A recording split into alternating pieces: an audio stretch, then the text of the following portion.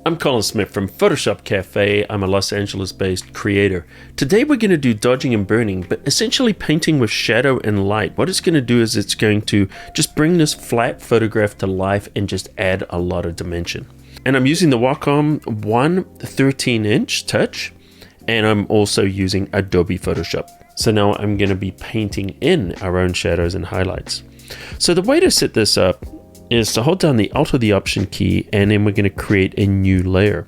By holding the Alt Option key, it gives us the dialog box here, and then so what we're going to do is change this to overlay blend mode, and we're going to fill with the neutral gray, and then we're just going to call this dark and hit OK.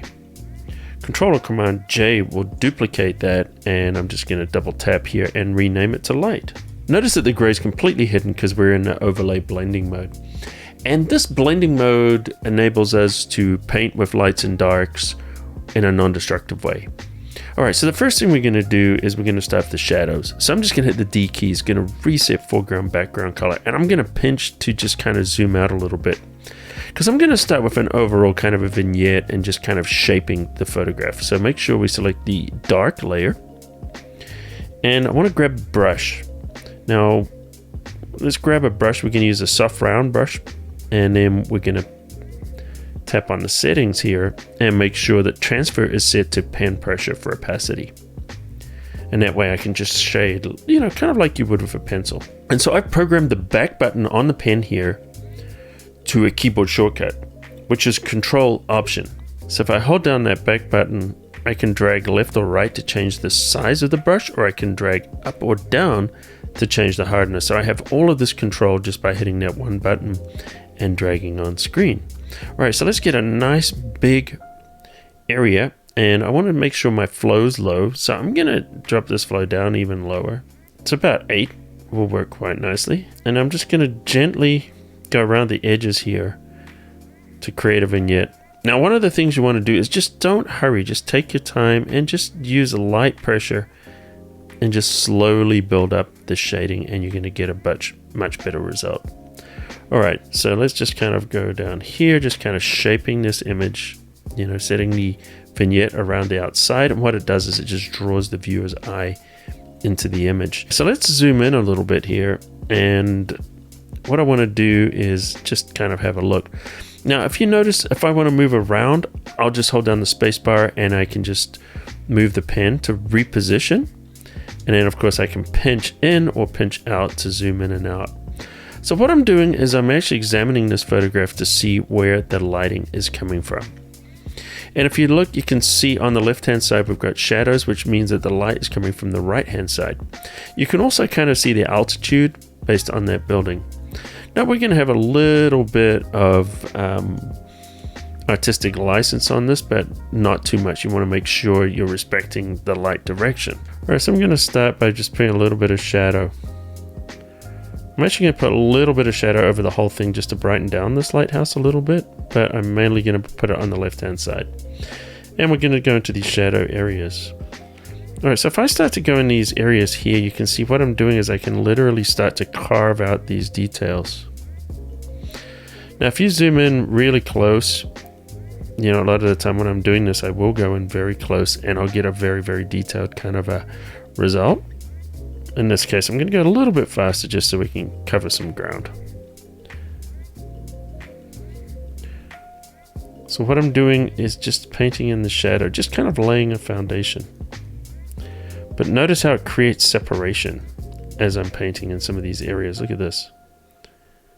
Because what happens is the shadow areas will tend to push things further away from the viewer. And this is what's going to add the perception of depth. In fact, when I do dodging and burning in photographs, it's very, very similar to what you would do when you're painting.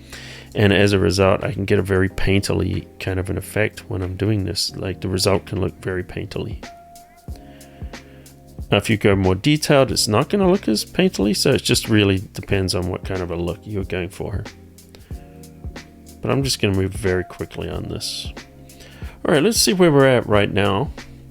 All right, so if we look at what we've done here and we go before and then we hit after, you can see, wow, okay, we've actually done a lot more than you might realize. All right, so this is where it gets really good. Let's start painting with some light. So I'm going to set white for the foreground color now, and let's start to paint in some of these areas where the light would actually be hitting. And this is where it really is going to start to come alive.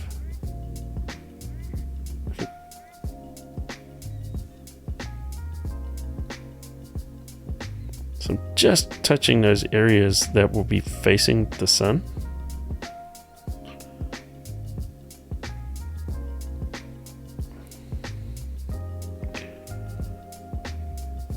And this creates almost touchable depth. And you can completely relight a photograph if you want this way. In this case, I'm just using it to add a little bit of life, a little bit of depth to it. And notice as I paint with white, it makes these areas come forward towards the viewer.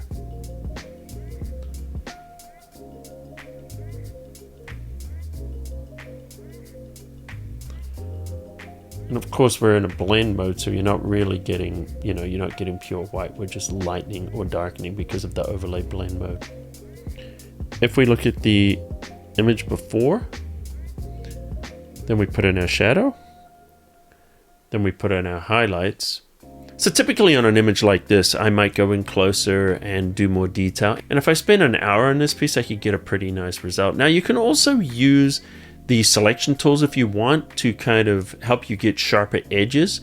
But sometimes I want that more painterly look, so that's why I'm painting a little bit looser with that soft brush. If this is too much, we can take the darks, we can take the opacity all the way down and just kind of bring it in a little bit. So, say if we look at this at say 45% opacity, same thing with the light, let's bring that down and bring that to a lower level, like 59%. So if you look at this before and after, you're going to get a much more subtle result. So it's really up to you, how realistic you want it, or, if you want to make it look more exaggerated, you can also do that. I would recommend just keep practicing, and the more you do it, the more you're going to start to just intuitively know what areas you should add the highlights and the shadows to create more depth in these images.